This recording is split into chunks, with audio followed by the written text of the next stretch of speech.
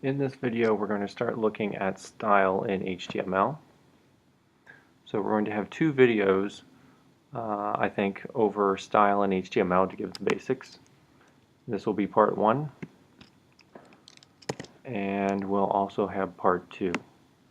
Both of these are going to look at the W3 schools sections on style.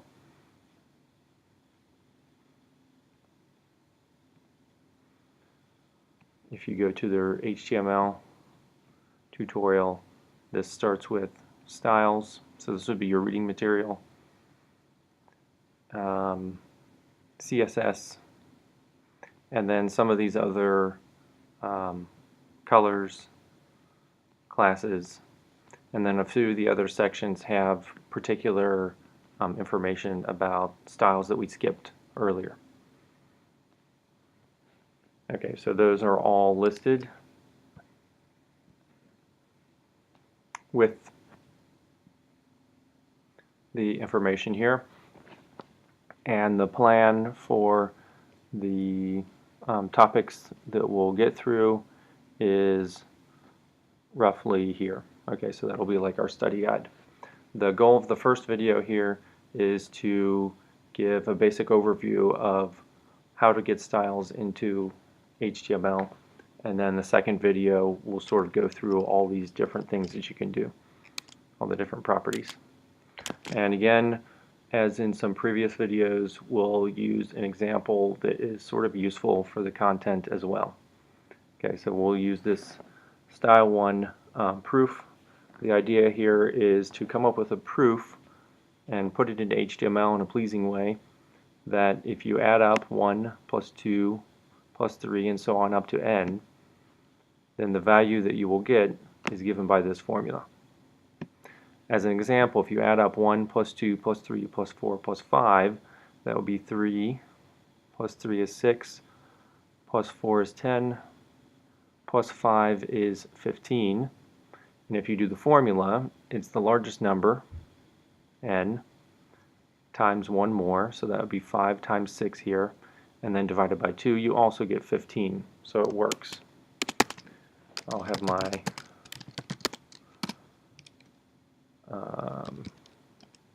HTML file here. I just copied my empty.html, which has a few things to make the validator work. I declare that this is an HTML file. In my HTML, I tell it that we're English, and in the head I have this meta to say what the character set is. As another example here, if we do 1 plus 2 plus 3 plus 4 plus 5 plus 6, well, we had 15 before, and now we're going to add 6, so it should be 21. If we do the formula, we would have 6 times 1 more, that's 7 divided by 2. 42 divided by 2 is 21. So it works. Okay, so now I want to give a proof. First we'll give the proof and then we'll put some style on it. Alright, so I want to do here some type of, so I'll say that I have a theorem, and I'll say that that is something that I should highlight in bold. So my theorem statement is that for n a positive integer, the sum of the first n integers is equal to n times n plus 1 over 2. Okay, so there's my statement. Now I want to have a proof.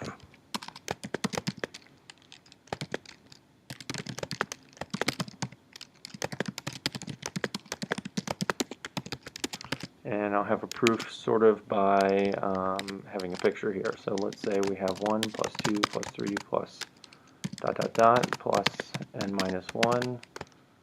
Let's do n minus 2 plus n minus 1. Eventually we get up to n. Okay? So let's call this as S. That is the number that we want to, so we'll say let S equal that. Okay, so S is the thing that we want to figure out. Alright, that's what we have so far. Now I want to sort of rearrange here. Note that S plus S equals, alright, so if I put it there twice, so there's one time writing S, but then I could write it again, and this time I'll write it in reverse order.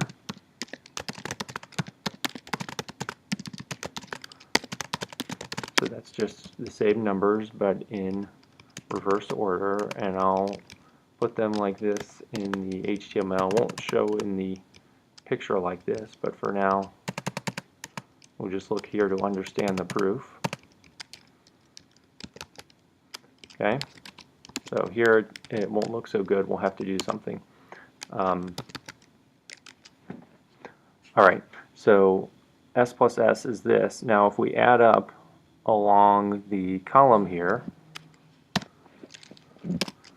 we'd have n plus 1, adding up the 1 and the n. Now if we add up the 2 and the n minus 1, we'd have again, that's n plus 1.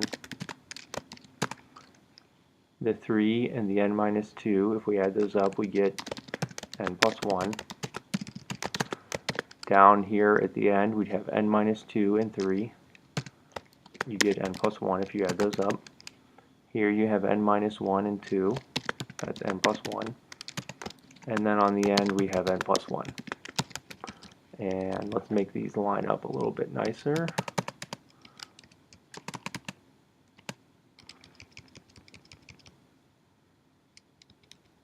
That looks not horrible in the HTML. Okay, so we have, if we add up all the terms here, we match up the 1 with the n, the 2 with the n minus 1, and so on, then this is what we get.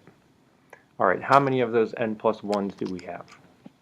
We have 1, 2, 3, all the way up to n. So really what we have is we have n times n plus 1. And what did we start with? We had the sum that we were looking for, adding up all these numbers, but we did it twice. Okay, so 2s equals n times n plus 1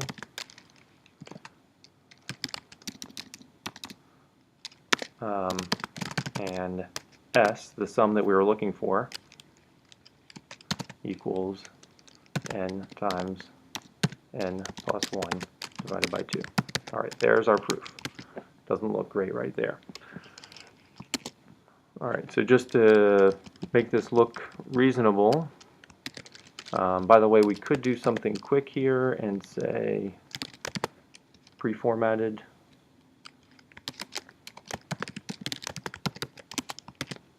And that would make it line up just like that. I think we can do better than that. Could also use the code. No, the pre-formatted would be the one. Okay, so let us do this. Start a new paragraph here. The starting point. All right, and then let's say that this here is a separate idea. We'll start a new paragraph here.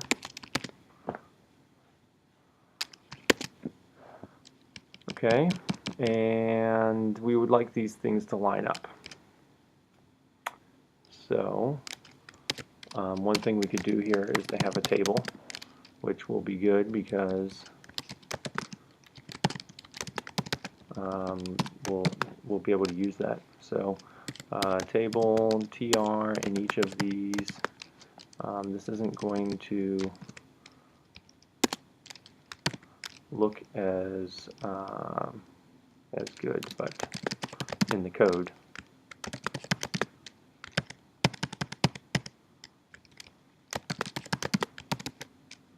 Let's do it like this.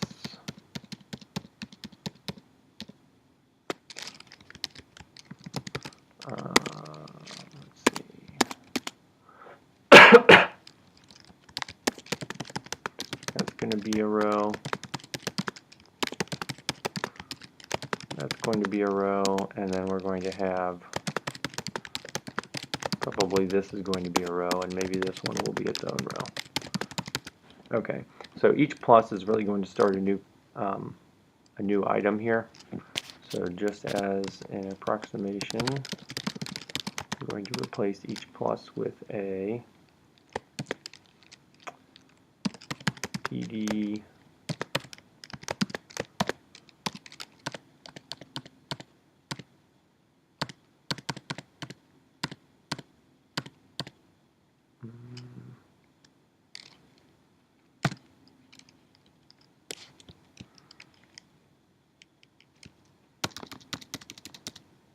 that wasn't right.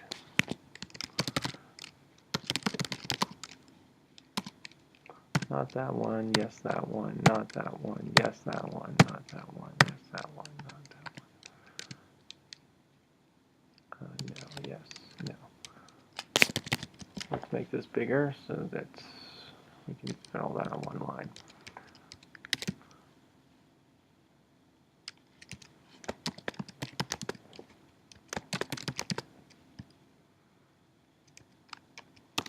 This should still all sort of line up when we're all said and done.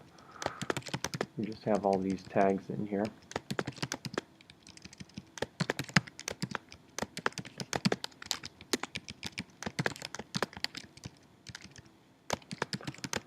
By the way, so what did I just use there in terms of Emacs? I used the search replace,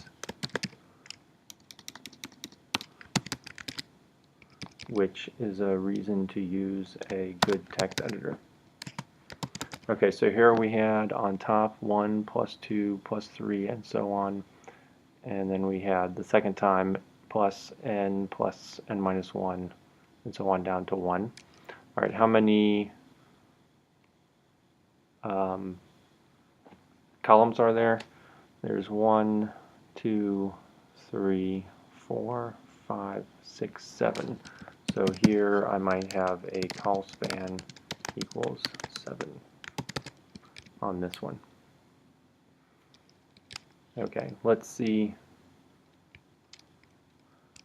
Well, maybe we'll put this in there as well, just to have it all together. Call span equals 7.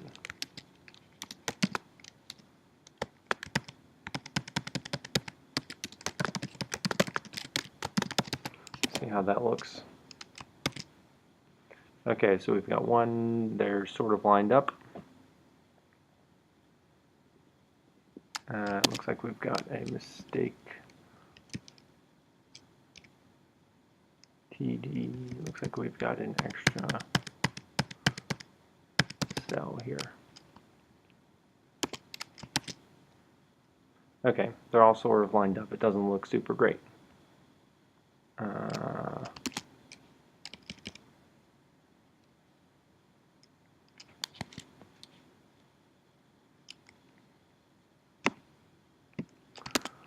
Let me just check that. Okay, so I made a few little corrections there. This is what we have.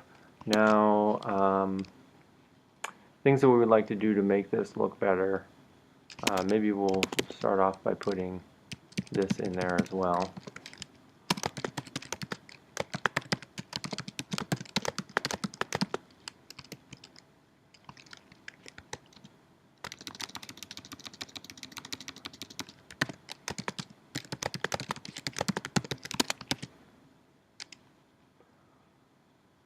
Okay, maybe we want to have these centered on each other. It'll look better if they're centered. So one thing that I can do there is I would like to have them all, well, let's start with something else.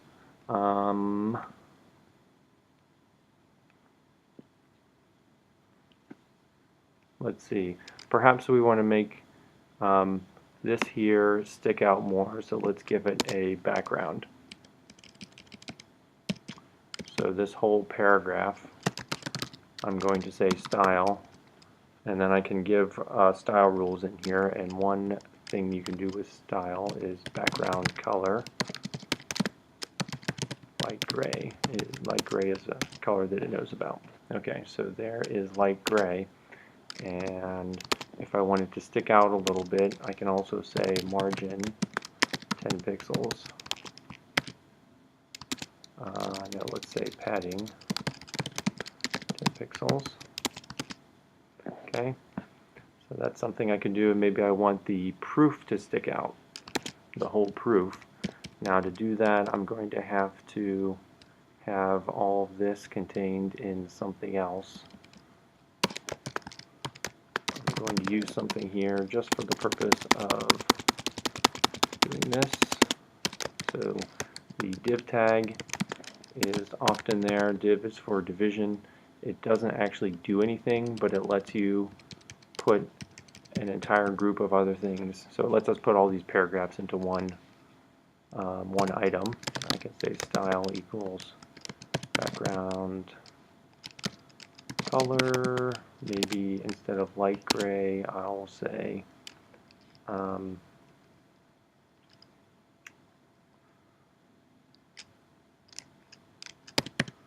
RGB, and I'll say what this means in just a second. So maybe 200, 200, 200, and again padding 10 pixels.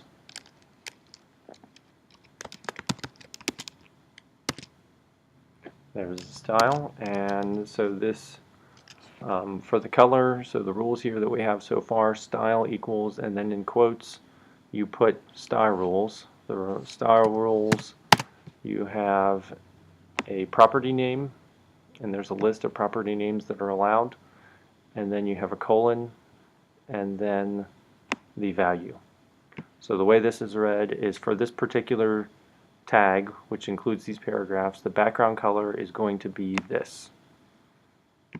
And there's multiple ways to specify color. One is to give a name that is defined in HTML, and one of the other ways is to give red, green, blue values.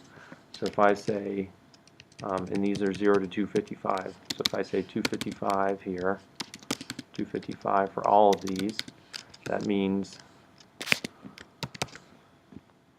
all the red, all the green, all the blue. And if you mix red, green, and blue on a computer screen, you get white. So if I get closer to 255 and keep the number the same, then that'll be a shade of gray that's closer to white. Alright. The semicolon here is to separate different properties. So styles consisted of properties and values. So here's a property, colon, there's a value, semicolon, there's another property, there's another value. Okay, so that's one way that we can do style, is for any particular tag we can have a style. This is called an attribute. Remember, you have the name of the tag, which is P, and then you have different parameters or options, and those are called attributes. So it's a style attribute, and the value of the style attribute is this stuff. Alright, so that's one place we can put it on any tag in here. So let's say the H1 there, if we wanted it to be, let's say maroon, we could say style equals color maroon is a color that HTML knows about. There is maroon. And if I wanted the theorem to be, instead of black, maybe I want it to be dark blue, style equals color, and now I could say dark blue, or I could give an RGB value. RGB, let's see, blue would be 0, 0, 255. That would be bright blue. If I wanted to be darker, then I could tone this down. Maybe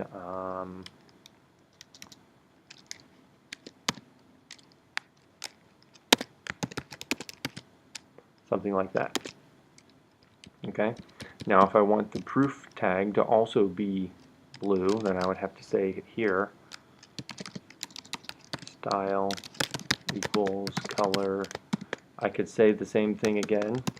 I'll give it one other way, so I could say dark blue.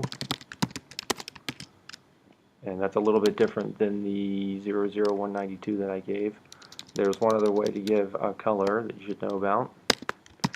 And it's like this. 00, 00, and I don't know what 192.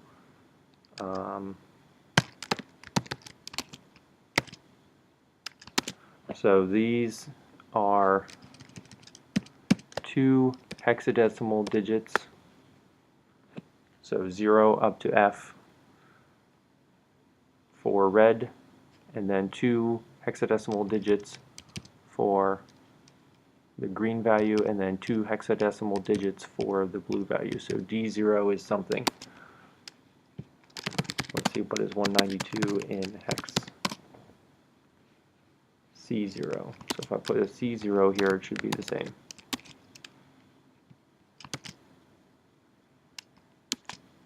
Alright, what if I put, instead of that, FF, FF, FF? What do you think? What would the color of the proof be? So there's 2 hexadecimal digits here for red and for green and for blue. And FF is the highest possible value for 2 hexadecimal digits. So if you have the highest possible values for red, green, and blue, what color is that? That is white. Let's put it back to 0000 C0. Alright? Okay. Now, another way that we can give style is by having a style section in the head. So far in the head we have the title and this thing that says what the type of characters we have is. So in the head is all metadata. This is information about the page. It's not the actual content. So one thing we can do here is give, let's say that we want the table, what do we want to do? Let's say that we want the paragraphs to be indented a little bit more. I don't remember the style for that. I'll have to look it up. Hold on. We'll see whether this works. Okay, so each of my paragraphs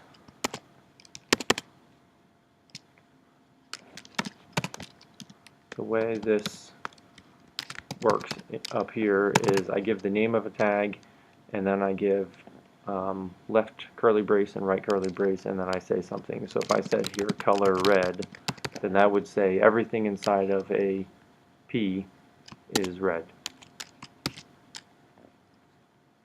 So if you see here, everything's red except for the things that I gave a color, and the order that it does things here is it's going to read the style here in the head, and it's going to apply that to everything. But if it sees this style, then that happens later, which means this H1 was going to be red, but then it saw that it was going to be maroon, and that's the last thing. Why don't we just leave it like that? Okay. Maybe not red. Maybe dark red. That looks like it's close to maroon. Anyway, we notice that this stuff here is black, and what is the reason for that? It is not inside of a P tag. So technically a table is not inside of a P. So anything inside of the table is its own thing. Alright, now if we wanted these things to be lined up so that they're centered, it's possible to do that here by saying, let's say for example, the +2, if we want that to be centered. The rule for that is text align center. That would center the +2. See there, it's centered in its cell. But I would have to do that for every single TD, which would be really annoying. So instead of that, I can say it up here. TD text dash align center. Okay, so now they're all lined up, and that kind of looks better.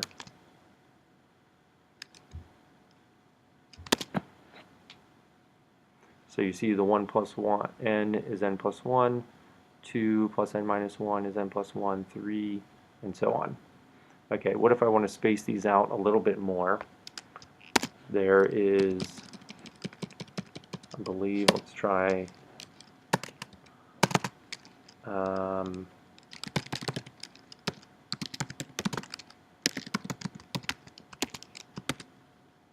okay, so padding left is an option. So that means that the padding on the left of each of these TDs, that spread them out a little bit.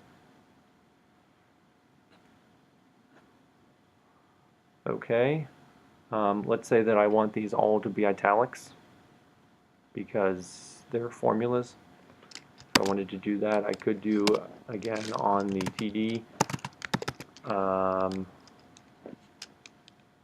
instead of, so I could put an EM for italics on all of those, or I could do it with CSS. I don't remember offhand. HTML italic.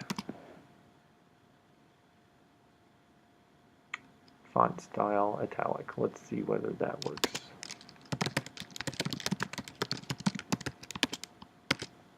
Okay, so that's all of those.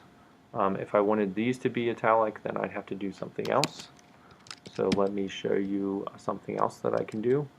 So if these are going to be formulas, one thing I can do is I can say that that's a span. The span doesn't actually do anything, but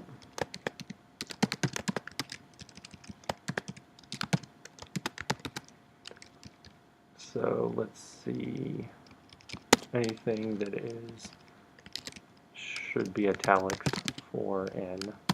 So I'll say span n, span, and this doesn't actually affect how things are drawn. It's just a tag, kind of like div. But div is used for making sections on the page, and span is used for just surrounding just some small text. So I'm going to put span around all of these things that I want to be italics.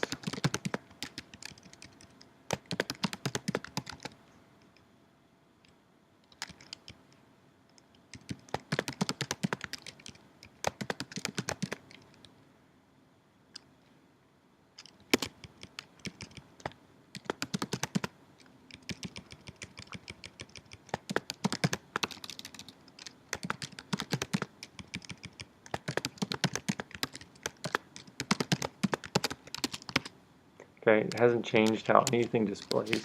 Now up here I could do span. Any span tag is going to get font style italic. Okay, so now all of those spans become italic, but probably I don't actually, I may want to use the span tag for something else. So I'll introduce my next thing about style, which is we can put a class in. So if I say class equals math, that's something that I can put here. Class is an attribute that any tag can have, and then you can give it some value. So I'm going to change all of these spans to be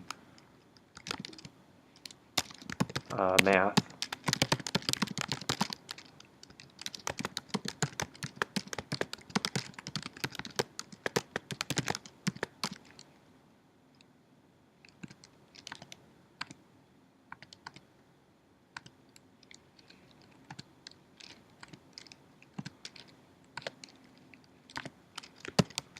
Okay, so I had some spans here that were needing to be slashed.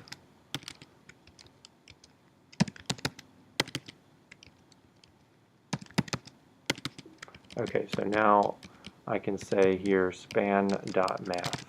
And what that means is only span, the dot is a special thing here in the style section. So only spans that have the class math, I want those to be italic. which doesn't change anything because all the spans are math there. And I probably would also want to put saying that this table is math, perhaps. And then I could even say here .math. Anything that's .math, I'll make italic. And that should cover it, because so that'll cover the spans and also cover the table, probably. Yes. Okay. There's a couple other basic items about how to get style in. So we've seen that we can put style on any tag by having a style attribute. Then property value, property value. We've seen that we can have a style section in our head. And there's one other way to put style in, is with a separate style file completely. So I'll say style1proof.css. So I can put things that I would have put in the head section, but then I need to link them in somehow. And the way to do that is under the, is it under the links? No, it's under the CSS. So they talk about inline style there. And then here is the part where you can link with a style. So link rel equals style sheet and href equals style1 proof.css. Okay, so what the browser will do when it gets here is this says it's a style sheet and the reference to it is style1 proof.css.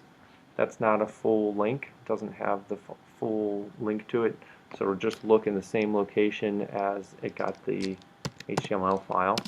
And then anything I put in here, it should read. Okay, so let's say something else we want to do here. Maybe we want a background on the whole page. So the whole page is inside of a body. Maybe I'll do body, and then I can do a background color, and I don't know.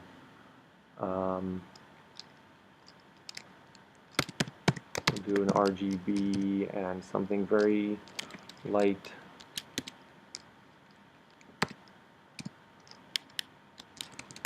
Maybe like that. So that'll be slightly unread.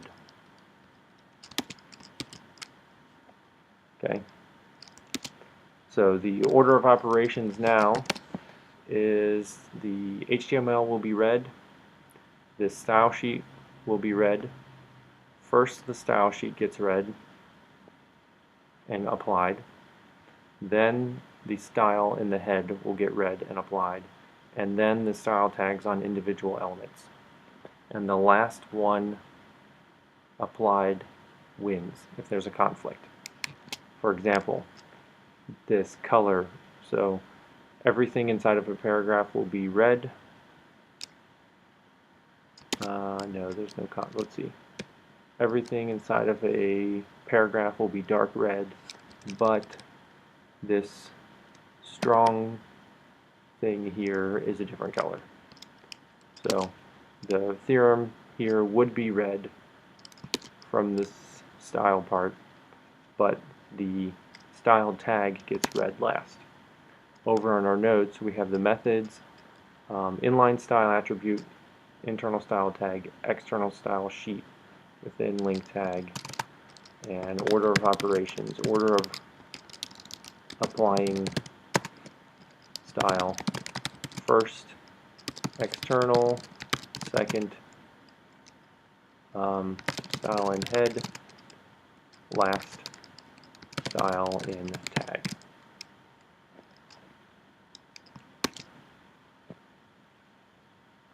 Okay, we have in here rules. We can put it in the tag.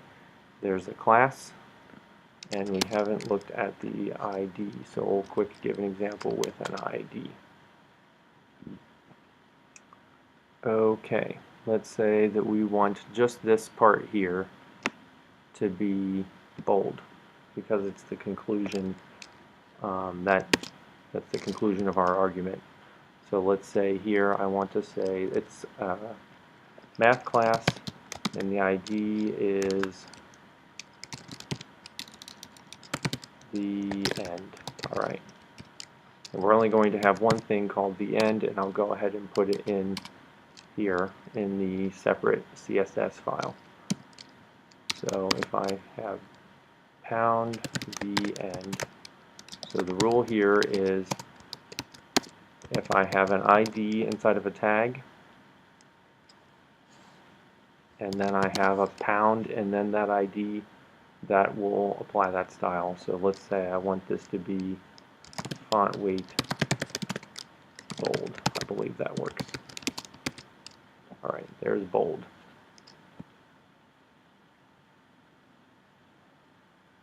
Okay, so now we have the tags. Different ways to give the style. You have inside the tag with the style attribute. You have inside the head of the HTML.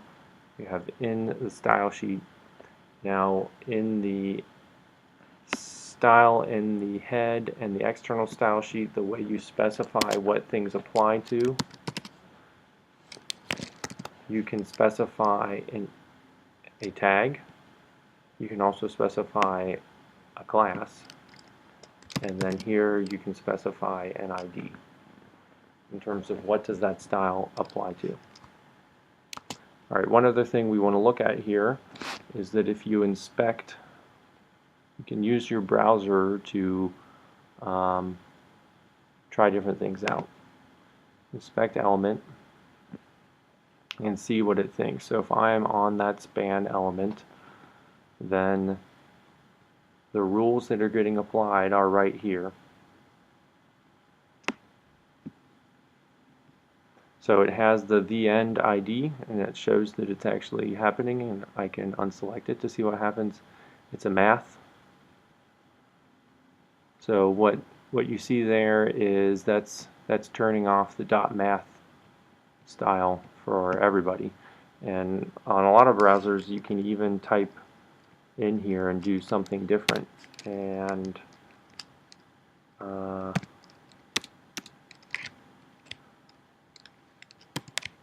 don't know what else I would put there.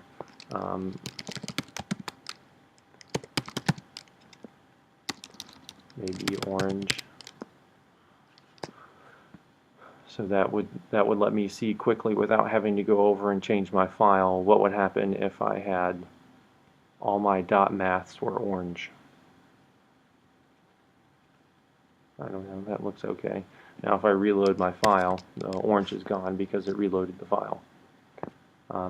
But so if something's not working the way you think it should, you can right click on whatever it is, inspect element, it's highlighted over here and you can see what's happening. So here you have the theorem is a paragraph, so it would have been dark red, but then it's crossed out because I got overwritten by the style actually inside of the tag. So I could turn this off and then it would become red.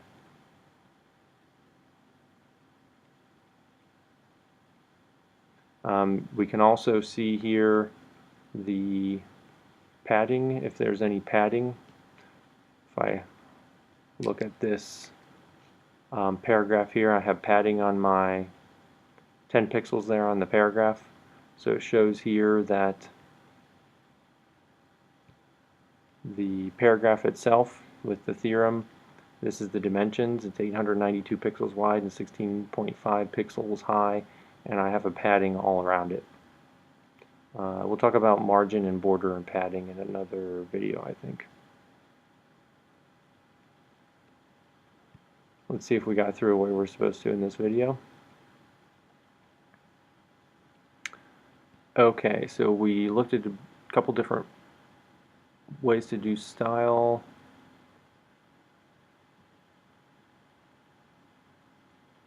We'll say that's enough for now. Alright, so at this point you could probably try out some different things on this file or some other file by doing this, and then move on to the next video.